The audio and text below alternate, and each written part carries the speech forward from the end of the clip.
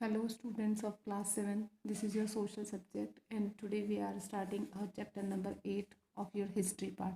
बच्चों आज हम आपके हिस्ट्री का चैप्टर नंबर 8 स्टार्ट कर रहे हैं, that is devotional path to divine. जो भक्ति के जो रास्ते हैं, भक्ति की तरफ जो डिवोशनल पाथ हैं वो हम इसमें देखेंगे कि कौन कौन से जो आइडियाज़ जो डिवोशनल के पाथ के लिए हुए थे डिवाइन। तो हम देखेंगे कि कैसे भक्ति और सूफी आंदोलन, भक्ति आंदोलन उस सब भी इसमें हुए थे। तो हम सभी उन सभी के बारे में रीड करेंगे।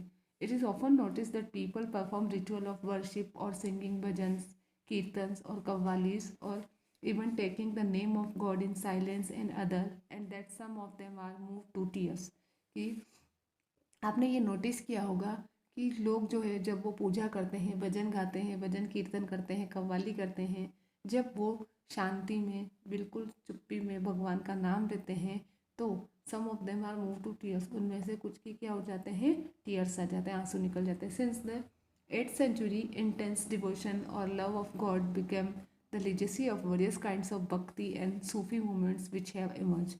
कि जो 8th century से ये जो भक्ति का जो इंटेंस है, ये जो भगवान के प्रति जो भक्ति है, वो एक अलग अलग टाइप से भक्ति और सूफी मूवमेंट के रूप में उभर कर सामने आई है। अब हम देखते हैं the idea of supreme God, जो भगवान जो सबसे ऊपर है। Different groups of people worship their own goods gods and goddesses before large kingdoms came into existence. कि ये जो बड़े बड़े जो किंगडम जब आए थे उससे पहले अलग अलग लोगों के जो ग्रुप थे वो अपने अपने देवी देवताओं की पूजा करते थे। ना new ideas began to develop as people united together through the growth of towns, trades and empires. की जब ये टाउन, ट्रेड और एम्पायर्स ये बने तो उसके साथ ही साथ जब लोग एक साथ यूनाइटेड होना स्टार्ट हुए तब डेवलप नए नए आइडियाज़ भी डेवलप होना स्टार्ट हुए। The believe that all living things pass through countless cycles of birth and rebirth, performing good deeds and bad gain acceptance largely। कि ये माना जाता है कि जितने भी लिविंग थिंग्स हैं, जितने भी लिविंग थिंग्स हैं, उन सभी को अनगिनत जन्म और पुनर्जन्म के ये जो साइकिल होता है, चक्र होता है, इससे गुजरना पड़ता है। जिस प्रकार के वो कार्य करते हैं, जैसे वो कर्म करते हैं, अच्छे कर्म या फिर बुरे कर्म, उसके अकॉर्डिंग उनको इस साइकिल से गुजरना पड़ता है। The idea that all human beings are not equal even at birth gain popularity during this period in a similar manner. की जितने भी इंसान हैं वो सेम नहीं हैं, नॉट इक्वल। जब वो बर्थ पैदा होते हैं तब तो पॉपुलरिटी, बर्थ गेन पॉपुलरिटी जो होती है उसमें ये है कि जितने भी इंसान हैं वो सभी इक्वल नहीं हैं, और लेकिन इस एक ही सिमिलर मैनर में क्या करते हैं, वो भगवान की पूजा करते हैं। The subject of many learn test in text include the belief that social privileges are gained from birth in a noble family और अ हाई कास्ट। अच्छा, ये बहुत सारे जो टेक्स्ट वगैरह जो थे, साहित्य थे, उसमें ये सिखाया गया है कि ये माना जाता है कि जो सोशल, सामाजिक जो प्रिविलेजेस, जो यात्राएं वगैरह या जो भी होती है वो किससे होती है, या तो आप किसी अच्छी फैमिली में, सभ्य परिवार में या ऊंची जाति में आप जन्म ले रहे हो, तब आपको वो सोशल प्रिविलेजेस मिलती है। As many people did not accepted such ideas so they turn to the teaching of the Buddha और the Jain which made it possible for them to overcome social differences and break the cycle of rebirth through individual effort। कि बहुत सारे लोगों ने ये जो ideas थे ये स्वीकार नहीं किए थे कि जन्म जो ऊंची जाति में और नोबल फैमिली में जन्म लेने पर आपको ये सब होता है, तो इसके लिए बहुत सारे लोगों ने ये चीज़ स्वीकार नहीं की। तो इसलिए वो लोग जो थे वो बुद्ध की शिक्षाओं के तरफ और जैन धर्म की शिक्षाओं के प्रति मुड़ गए, जिससे कि वो जो है ये जो सोशल डिफरेंसेस था, ये जो रीबर्थ का जो साइकिल था, उसको तोड़कर वो बाहर आए। Others felt attract to the idea of supreme God who could free the humans from such bondage if approached with devotion और भक्ति। कि अदर जो थे उन्होंने ये महसूस किया तो तब वो सुप्रीम गॉड की तरफ आकर्षित हुए। अदर्स ने जब ये फेल किया, वो इस आइडिया की तरफ अट्रैक्ट हुए कि जो सुप्रीम कोर्ट है वो इंसानों को ऐसे, ये जो बॉन्डेज है, ये जो बंधन है, उससे वो अगर वो भक्ति करते हैं डिवोशन के साथ तो वो उनको फ्री कर सकता है। In the early centuries of the common era, this idea which was advocated in the Bhagavad Gita became popular। और जो कॉमन एरा की जो अर्ली सेंचुरीज थी उसमें ये वाला जो आइडिया था जो कि भगवत गीता में भी है बताया गया है, बहुत ही पॉपुलर हुआ था। अच्छा, ये एक पेज है जिसमें ये दिख रहा है कि साउथ इंडियन मनुस्क्रिप्ट है भगवत गीता की, ठीक है। Through elaborate rituals Shiva Vishnu and Durga were worshipped as supreme deities, की परंपराओं के अकॉर्डिंग शिव जी, विष्णु एंड दुर्गा जो थी उनको सुप्रीम गॉड के रूप में पूजा जाता था। Gods and goddesses worshipped in different areas were identified to be with Shiva, Vishnu और दुर्गा। और अलग अलग जो एरियाज थे जहाँ पर देवी देवताओं की जो पूजा की जाती थी उनको शिवा, विष्णु और दुर्गा के रूप में आइडेंटिफाई किया जाता था। Local myths and legends become a part of the Puranik stories. और लोकल जो वहाँ की जो स्थानीय जो भी स्टोरीज वगैरह जो भी मिथ्स जो लेजेंड्स थे वो पुराणिक जो स्टोरीज होती थी उनके पार्ट होते थे। And methods of worship mentioned in the Puranas were also introduced into the local cults in the process। और जो पूजा करने के जो तरीके थे जो कि पुराणों में बताए हुए थे वो भी यहाँ पर प्रोसेस में थे। Perhaps the Puranas also stated that devotees might receive the grace of God regardless of their caste status। कि शायद पुराणों में भी ये बताया गया था कि जो डिवोटीज होते थे, जो भक्त होते थे, वो भगवान की जो ग्रेस है, जो कृपा है, वो उनकी कास्ट स्टेटस के अकॉर्डिंग प्राप्त करते थे। Even Buddhist and Jainas adopted these beliefs as the idea of bhakti was widespread. कि जैसे ये भक्ति का आइडिया वाइड स्प्रेड फैला था वैसे ही बुद्धिस्ट और जैनास को, जैन जो था, जैन धर्म, उनको भी अडॉप्ट किया गया था। अ न्यू काइंड ऑफ भक्ति इन south India, Nayanars and Alvars. अब हम साउथ इंडिया में नयनार्स और अलवार्स के बारे में पढ़ेंगे जो कि जिन्होंने भक्ति का एक नया आइडिया वो लेकर आए थे। The evolution of new religious movement led by the Nayanars, saint devoted to Shiva and Alvars saints devoted to Vishnu. फिर क्या हुआ, एक नया धार्मिक मूवमेंट, धार्मिक आंदोलन आया जिसको लीड किया था नयनार और अलवार। नयनार जो थे वो शिव जी के भक्त थे और जो अलवार थे वो विष्णु जी के भक्त थे। Who came from different caste including those considered untouchable like the Pulaiyar and the Panars were witnessed in the 7th to 9th centuries। अच्छा, ये जो संत थे नयनार और अलवार वो अलग अलग जातियों से आए थे और ये ऐसी जातियों से भी आए थे जो अनटचेबल थी, यानी कि जिनसे अस्पृश्यता भेदभाव रखा जाता था, जैसे पुलैयार है, पुनारास है। ये भी 7th से 9th centuries तक इसमें रहे थे। They criticized the belief of Buddhists and Jains and praised the ardent love of Shiva or Vishnu as the path to salvation, as seen in the Sangam literature। Sangam literature जो है वो Tamil literature का earliest example है जो कि early common era के early centuries में बनाया गया था। They accepted the ideals of love and heroism and blended them with the values of भक्ति। कि जब ये बुद्धा और जैन धर्म में जो शिक्षाएं थी जब उनको क्रिटिसाइज किया गया तब उन्होंने देखा कि जो शिव जी और विष्णु जी के जो भक्त थे वो पाथ टू सेल्वेशन था, यानी उनकी तरफ डिवोशन था, समर्पण था। एस सीन जैसे कि संगम लिटरेचर में देखा गया है कि इन्होंने क्या एक्सेप्ट किया है कि लव और हीरोइज्म का एक जो आइडिया था वो इन्होंने एक्सेप्ट किया और इन्होंने क्या किया, भक्ति की जो वैल्यू थी, भक्ति का जो महत्व था उसके साथ अपने आप को ब्लेंडेड कर दिया। Equisite poems were composed in praise of the deities enshrined in the villages which the Nainars and Alvars visited as they moved from place to place. They were set to music by them। अच्छा, फिर क्या था कि ये जो नैनार और अलवार जो थे सब जब ये भगवान की भक्ति करते हुए गाँव में जाते थे तब वहाँ पर क्या करते थे, ये लोग जब एक जगह से गाँव से दूसरे गाँव में से घूमते थे तब ये पोयम भी वहाँ पर करते थे और यहाँ पर क्या करते थे, वो संगीत के द्वारा, कविता के द्वारा अपने जो विचार थे वो फैलाते थे। नैनार्स एंड अलवार्स ये क्या थे? There were 63 Nainars who belonged to various caste backgrounds such as potters, untouchable workers, peasants, hunters, soldiers, brahmanas and chiefs। Nainar जो थे वो संख्या में थे 63। इसमें ऐसे ऐसे बैकग्राउंड वाले सारी कास्टों के अलग अलग कास्ट के लोग थे जो इसमें पोटर्स थे, अनटचेबल वर्कर थे, पिजेंट यानी किसान थे, हंटर्स यानी शिकारी थे, सोल्जर्स मीन सिपाही थे, ब्राह्मण थे और कई मुखिया भी थे। Appar Sambandar Sundarar and Manikka Vasagar were the most famous among them. इसमें से कि जो अपर संबंदर, सुंदरर और मनिका वसगर जो थे वो फेमस नैनार थे। There are 2 parts of compilations of their songs. इनके जो सॉन्ग थे वो उनके 2 पार्ट्स थे, एक तो था तेवारम और दूसरा था तिरुवक्कम।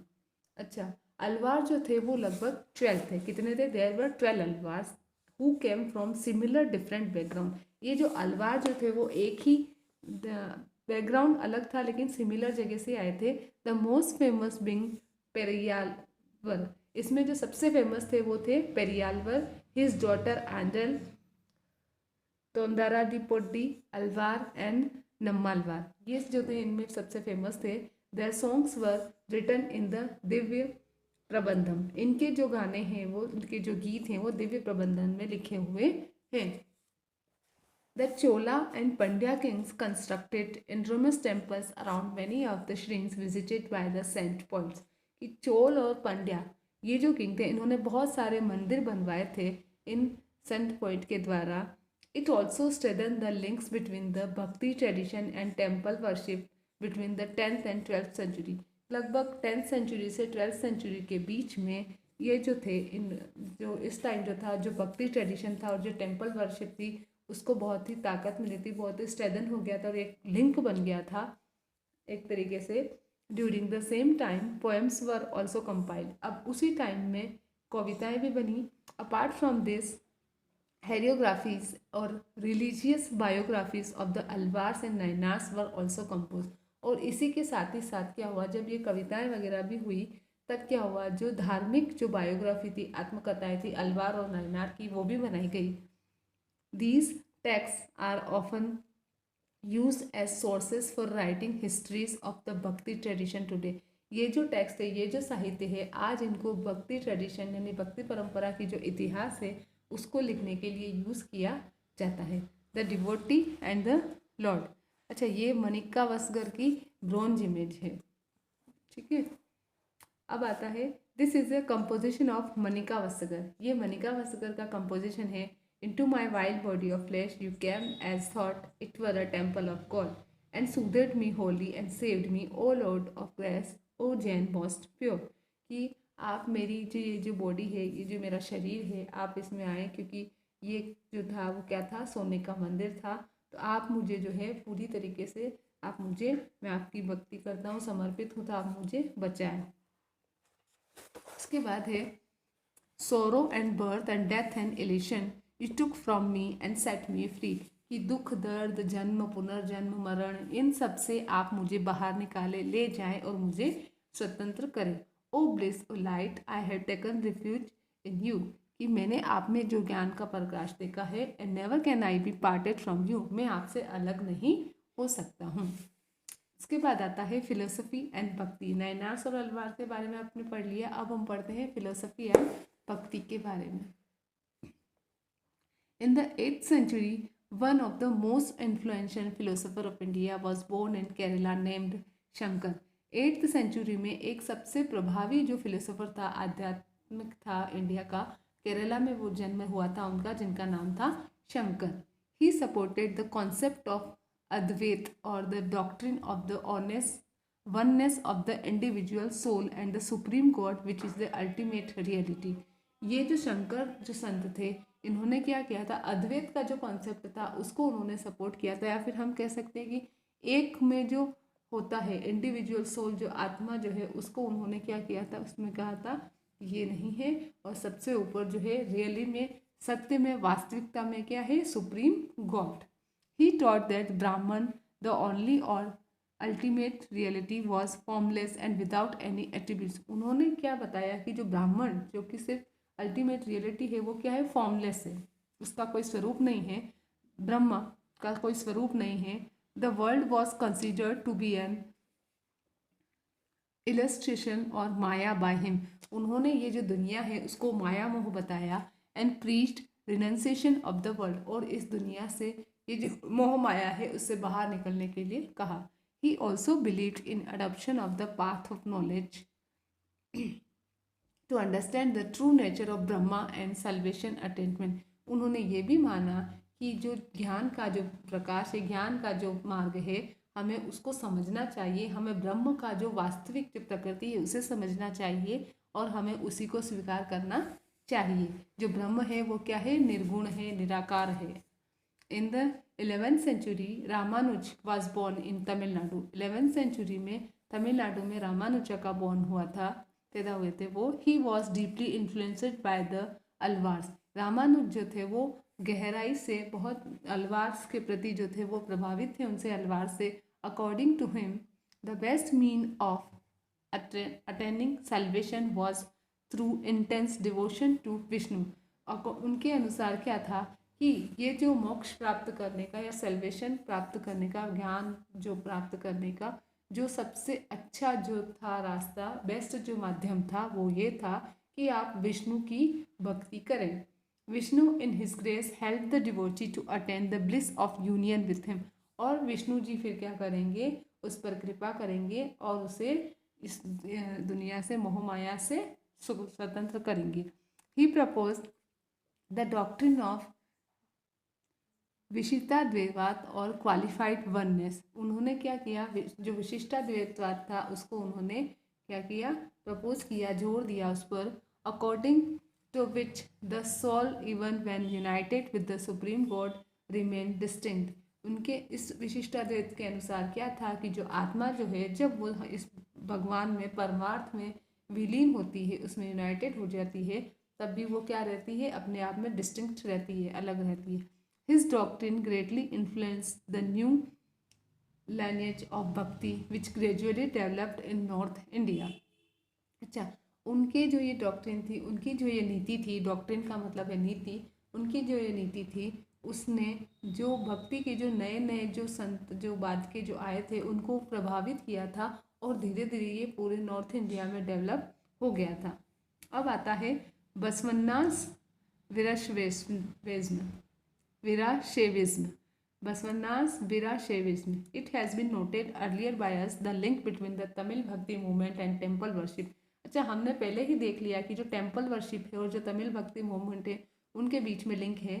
It's reaction resulted in the Virashaiva movement. अच्छा, इसका जो रिजल्ट था, जो लिंक था इनके बीच में, उसकी वजह से वीराशैवा मूवमेंट आंदोलन जो आया, which was led by Basavanna and his companion like Allama Prabhu and Akkamma Devi.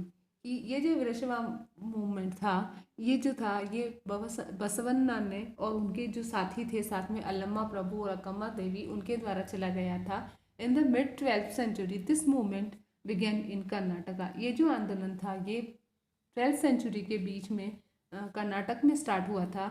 The Vrishwas confronted for the equality of all human beings and against Brahminical views about caste and the treatment of women। ये जो विराशवास जो था, ये इसमें क्या था? इन्होंने कहा था ये सभी जो इंसान हैं उनकी समानता के लिए लड़े थे और ये जो ब्राह्मणिकल यानी ब्राह्मणों के जो विचार थे कास्ट के बारे में, उसके और जो औरतों के प्रति जो व्यवहार किया जाता था उसके प्रति ये खिलाफ थे। They were against the rituals that were followed in idol worship। ये जो प्रतिमाओं की जो पूजा करते थे और उनके जो रीति रिवाज निभाते थे उनके भी ये अगेंस्ट थे। अच्छा, वीरशैवा वचनास था। दीज आर वचन्स और सेइंग एट्रीब्यूट टू बसवन्नास। बसवन्ना ने कुछ वचन कहे थे जो कि निम्न प्रकार हैं। The rich will make temple for Shiva, what shall I a poor man do, my legs are pillars. कि जो अमीर होते हैं वो शिव जी के लिए मंदिर बना सकते हैं, तो पर मैं तो गरीब हूँ तो मैं क्या करूँ, मेरे तो जो पाँव हैं वही क्या है? पिलर्स हैं। The body the shrine, the head a cupola of gold, listen O lord of the meeting rivers, things standing shall fall but the meeting moving over shall stay. जो बॉडी है वो श्राइन है, वो मंदिर है, जो head है वो सोने का जो मुकुट होता है वो है। तो हे भगवान आप सुने, जो भगवान है देवता आप सुने कि मैं जो हूँ वो पूरी तरीके से आप ही को समर्पित हूँ। यहाँ से आपका इस चैप्टर का पार्ट 1 ओवर होता है। पार्ट 2 जो है वो आपका नेक्स्ट वीडियो में स्टार्ट करेंगे, जहाँ पर हम महाराष्ट्र के जो संत हैं उनके बारे में रीड करेंगे।